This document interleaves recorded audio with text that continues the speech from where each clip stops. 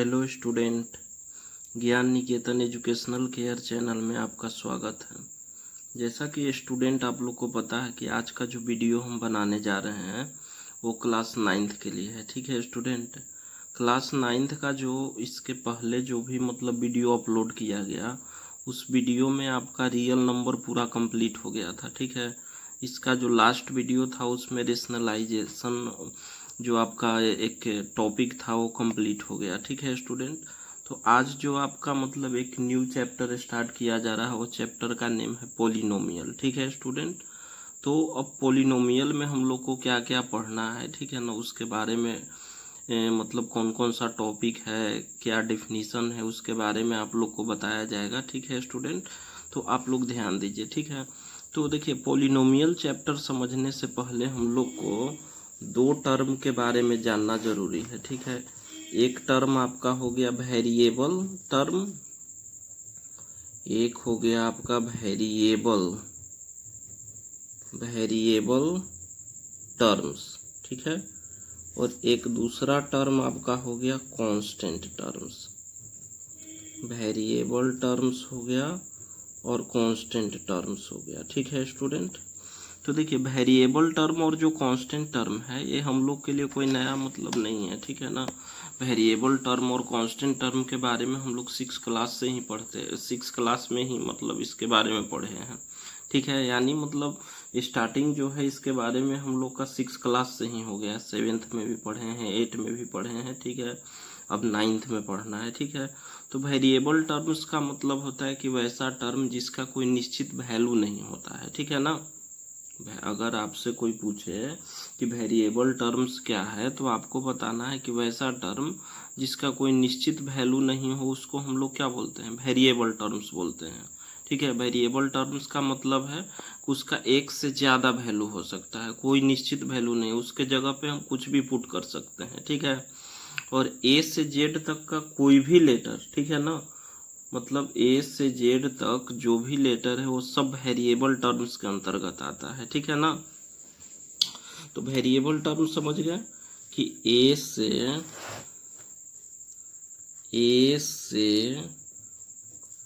Z तक का कोई भी लेटर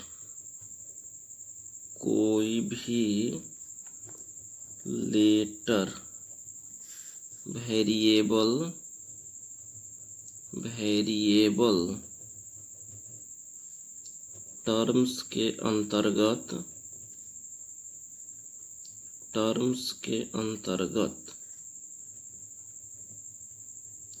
अंतर्गत आता है। ठीक है,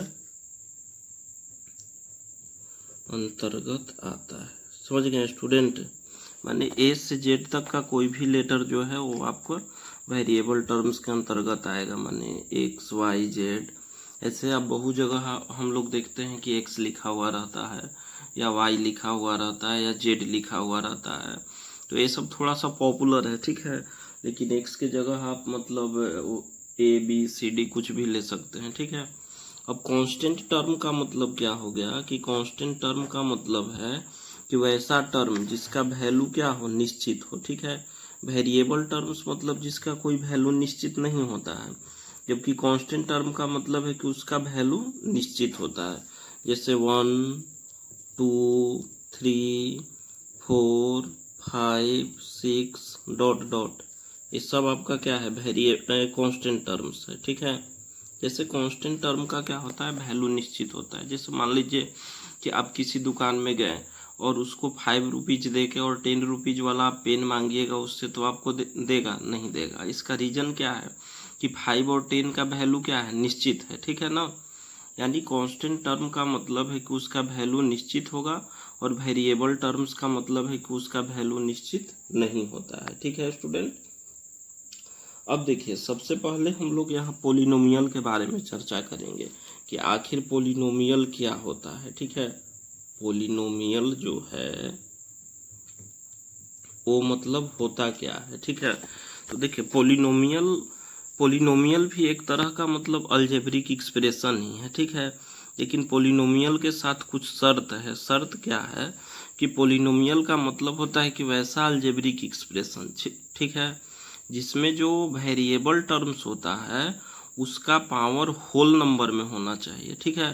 होल नंबर कहने का मतलब है कि 0 1 2 3 4 इस तरह से होना चाहिए, ठीक है। यानी उसका पावर न तो माइनस में होगा और न ही क्या होगा, बट्टा में होगा। मतलब उसका पावर न तो आपका निगेटिव होना चाहिए और न ही क्या होना चाहिए, फ्रैक्शन होना चाहिए, ठीक है।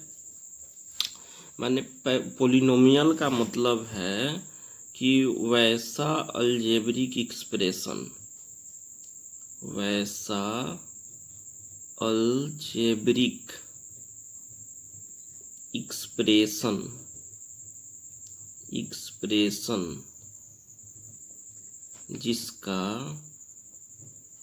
जिसमें वेरिएबल टर्म्स का पावर,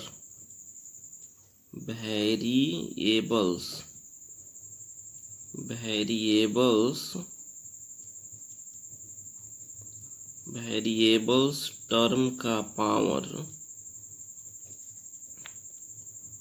होल नंबर में होना चाहिए, होल नंबर में होना चाहिए, होल नंबर में होना चाहिए, ठीक है। मतलब आप पोलिनोमियल का सिंपली आप डिफिनीशन बता सकते हैं कि वैसा अलजेब्रिक एक्सप्रेशन जिसका मतलब जिसमें जो वेरिएबल टर्म्स का पावर होता है वो होल नंबर में होना चाहिए। एग्जाम्पल देखिए, एग्जाम्पल आपका हो गया px equal 6x³ plus 2x² plus 6x minus 5, ठीक है। तो अब आपको मतलब कहीं भी अगर पोलिनोमियल अगर आपको पहचानने के लिए दे दे तो उस पोलिनोमियल में मतलब उस जो अलजेब्रिक एक्सप्रेशन है उसमें जो वेरिएबल टर्म्स रहेगा उसका पावर देखना है। तो इसका पावर देखिए 3 है, इसका पावर क्या है 2 है, इसका पावर x के पावर कुछ नहीं है तो 1 है, यहाँ मतलब x है ही नहीं तो इसका मतलब इसका पावर क्या है 0 है, ठीक है। 5 इंटू एक्स पे पावर 0 हम लोग लिख सकते हैं, ठीक है ना। यानी यहाँ पे जो भी आपका वेरिएबल टर्म्स का पावर है वो सारा होल नंबर है, ठीक है। इसका मतलब ये पोलिनोमियल है, ठीक है। अब देखिए, अब मान लीजिए कि पोलिनोमियल तो हम लोग समझ गए कि कौन कौन सा अलजेब्रिक एक्सप्रेशन मतलब पोलिनोमियल होगा या पोलिनोमियल होने के लिए क्या शर्त है। अब मान लीजिए कि पोलिनोमियल नहीं होने के लिए, मान लीजिए कि कोई अलजेब्रिक एक्सप्रेशन दिया हुआ है, अब उसका क्या शर्त है कि हम लोग उसको बोलेंगे कि पोलिनोमियल नहीं है। तो उसका जो शर्त है, फर्स्ट जो शर्त है उसका पावर क्या होगा, पावर निगेटिव होगा, पावर निगेटिव होगा। कोई भी पोलिनोमियल, कोई भी अलजेब्रिक एक्सप्रेशन है और हम लोग उसको मतलब नॉट पोलिनोमियल की कैटेगरी में रखेंगे, उसका शर्त क्या है कि अगर उसका पावर निगेटिव होगा तब वो पोलिनोमियल नहीं है। दूसरा क्या है, तो उसका जब पावर रेशनल नंबर में रहेगा, पावर फ्रैक्शन में रहेगा, ठीक है, तब भी वो क्या है, पोलिनोमियल नहीं है, पावर फ्रैक्शन में रहेगा, ठीक है। ये दो शर्त आप लोग याद रखिएगा कि अगर कोई भी मतलब आपको अलजेब्रिक एक्सप्रेशन दिया हुआ है, अगर उसका पावर निगेटिव दे दिया तो इसका मतलब वो पोलिनोमियल नहीं है। अगर उसका पावर फ्रैक्शन में दे दिया तो वो भी क्या है, पोलिनोमियल नहीं है, ठीक है। जैसे हम एक दो एग्जाम्पल आपको बता रहे हैं। एग्जाम्पल आपका क्या है, ध्यान दीजिएगा।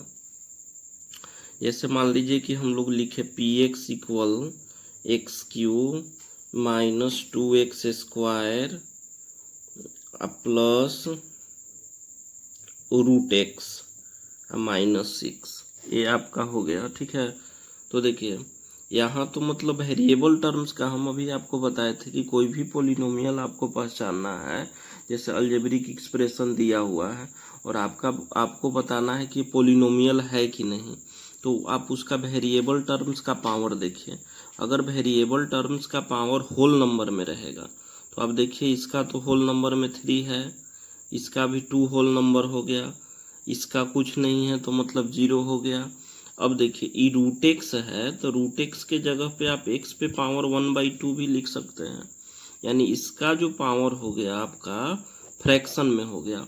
और हम आपको क्या बताए थे कि मतलब अगर पावर आपका फ्रैक्शन में आ जाएगा इसका मतलब ये पॉलिनोमियल नहीं है, तो हम इसके सामने लिखेंगे कि it is not polynomial, it is not polynomial.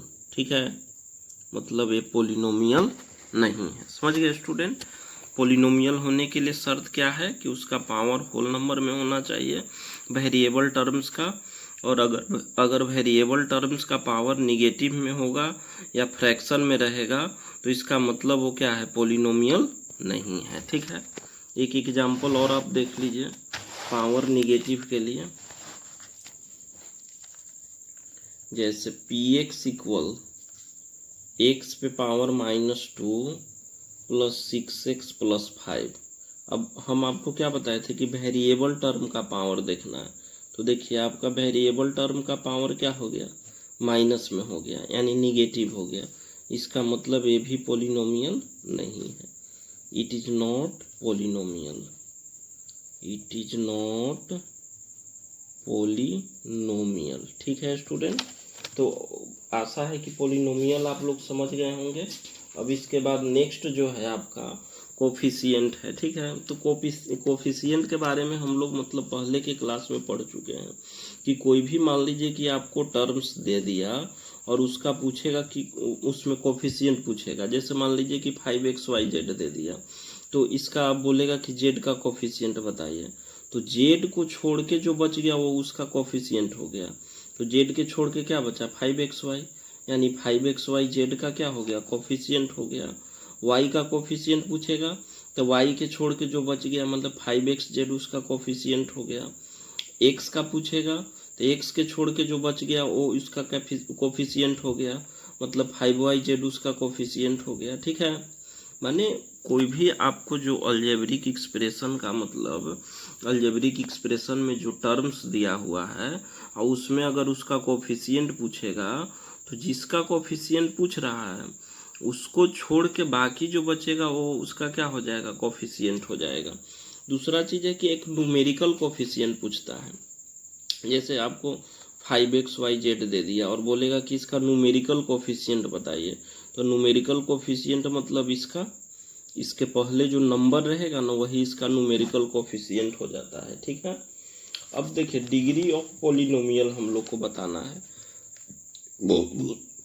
तो देखिए कोई भी पॉलिनोमियल के डिग्री बताने के लिए क्या है कि आप जैसे मान लीजिए कि आपको पॉलिनोमियल दिया हुआ x पे पावर 4 6x³ + 8x² + 6x + 5, ये पॉलिनोमियल दिया हुआ है। ठीक है, और इसका आपसे डिग्री पूछ रहा है, तो इसका जो सबसे मैक्सिमम पावर रहेगा वही इसका क्या हो जाएगा, डिग्री हो जाएगा। ठीक है, यानी यहाँ पे डिग्री आपका क्या हो गया, 4 हो गया।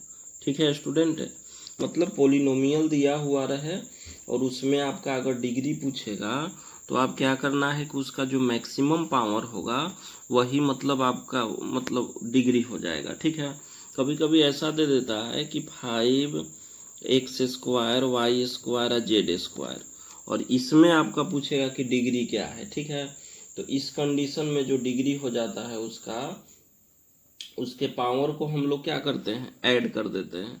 जैसे यहाँ पे 2 2 4 2 6, यानी इसका डिग्री क्या हो जाएगा, 6 हो जाएगा। ठीक है स्टूडेंट, इसका जो डिग्री हो जाएगा मतलब हम लोग इसका डिग्री निकालने के लिए क्या करते हैं कि जो पावर इसका रहता है उसको हम लोग सम कर देते हैं, यानी आपका डिग्री हो जाएगा 2 2 4 2 6। ठीक है, और ये मेनली मतलब जो यूज किया जाता है जब पॉलिनोमियल में एक से ज़्यादा वेरिएबल्स आ जाता है। जैसे यहाँ पे देखिए एक आपका वेरिएबल x है, एक y है और एक z है, मतलब एक से ज़्यादा वेरिएबल आ गया। ठीक है, अगर मान लीजिए कि एक ही वेरिएबल है तो उस कंडीशन में आपको क्या करना है कि देखना है कि कौन सा पावर बड़ा है, जो बड़ा रहेगा वही आपका क्या हो जाएगा, डिग्री हो जाएगा। ठीक है। अब उसके बाद हम लोग का है कि जो पोलिनोमियल है उसको दो तरह से क्लासिफाई किया गया, ठीक है। एक फर्स्ट जो है on the basis of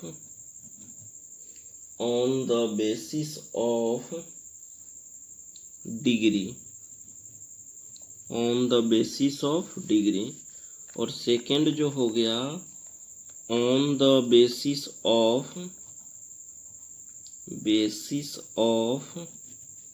terms, ठीक है स्टूडेंट। तो देखिए फर्स्ट हम लोग डिग्री के बात करेंगे, ठीक है, डिग्री के बेस पर। तो जब आपका डिग्री 1 रहता है तो उसको हम लोग बोलते हैं linear polynomial. When degree equal 1 then, जैसे देखिए मान लीजिए कि आपका पोलिनोमियल है px इक्वल x प्लस 5, यानी इसका डिग्री कितना है स्टूडेंट। हम आपको बोले थे कि जब एक ही वेरिएबल में रहता है पोलिनोमियल तो हम लोग उसका जो वेरिएबल टर्म्स रहता है उसका मैक्सिमम पावर देखते हैं। तो इसका मैक्सिमम पावर क्या हो गया, 1 हो गया, यानी ये आपका जो है लीनियर पोलिनोमियल हो गया, लीनियर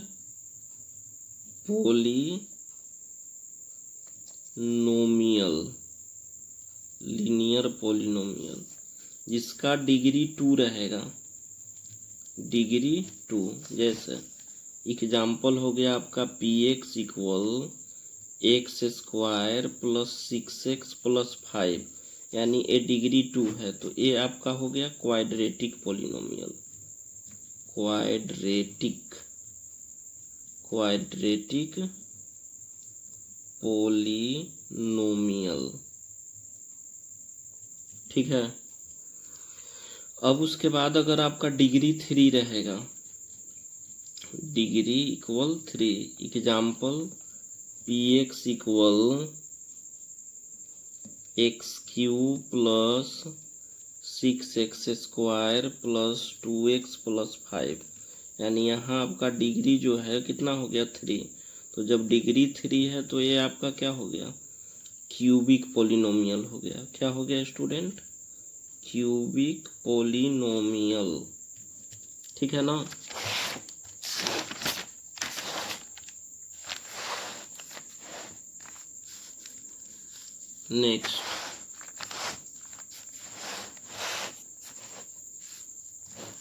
नेक्स्ट जो है आपका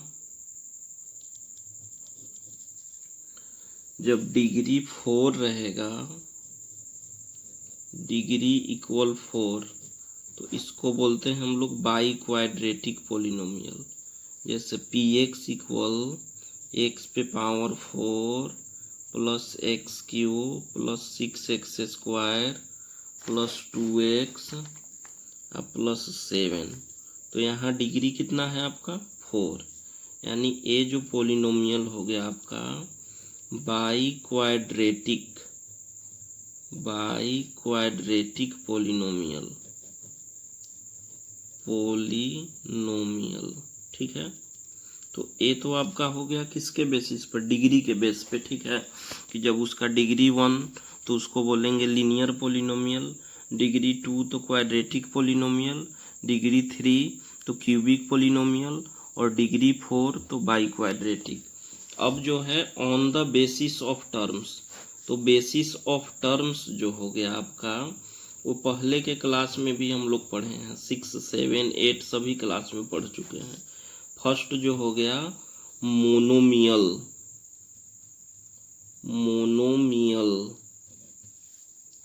सेकंड जो हो गया आपका बाइनोमियल,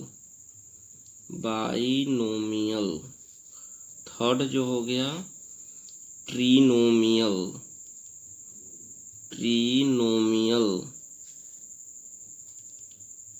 और जो फोर्थ आपका हो गया वो हो गया क्वाड्रीनोमियल।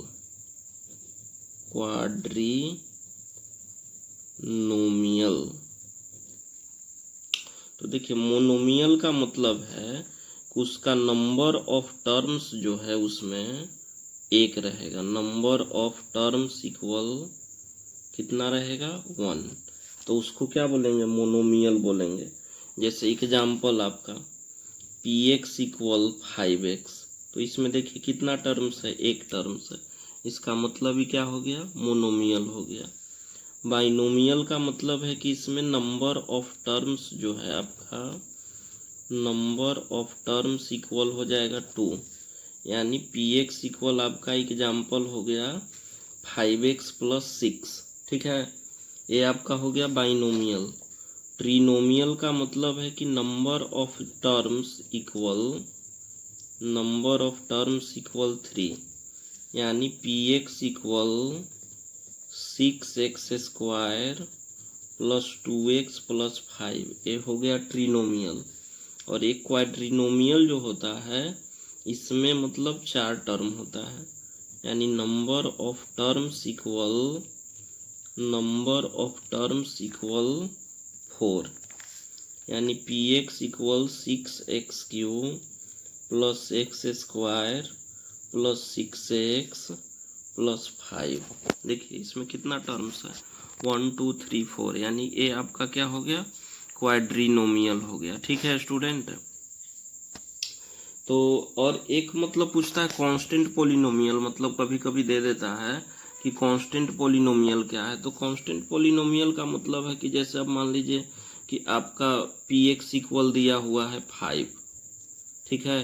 अब 5 इंटू कुछ नहीं है तो 1, तो 5 इंटू 1 के जगह पे आप x पे पावर 0 लिख सकते हैं, x पे पावर 0, यानी ये जो आपका हो गया 5 6 7 8, ये सब मतलब कांस्टेंट पोलिनोमियल है। ठीक है, ये सब बिना x y z के रहेगा। ठीक है ना, ये मतलब केवल रियल नंबर रहेगा कह सकते हैं। ठीक है, आप मतलब ऐसा बता सकते हैं कि every real number is a constant polynomial. अब उसके बाद जो इसके बाद वाला जो आप लोग का मतलब फर्स्ट एक्सरसाइज जो है, तो फर्स्ट एक्सरसाइज में यही है, आपको बताना है कि लीनियर पोलिनोमियल है या मोनोमियल है, बाइनोमियल है, यही सब है। आपको मतलब पहचानना है कि पोलिनोमियल है कि नहीं। इसी तरह का क्वेश्चन आपको फर्स्ट एक्सरसाइज में मिलेगा। ठीक है, इसके आगे जो नेक्स्ट एक्सरसाइज है आपका, उसमें रिमाइंडर थ्योरम और फैक्टर थ्योरम पढ़ना है। ठीक है, तो वो आपको अगले वीडियो में प्रोवाइड किया जाएगा। ठीक है student, so thanks for watching.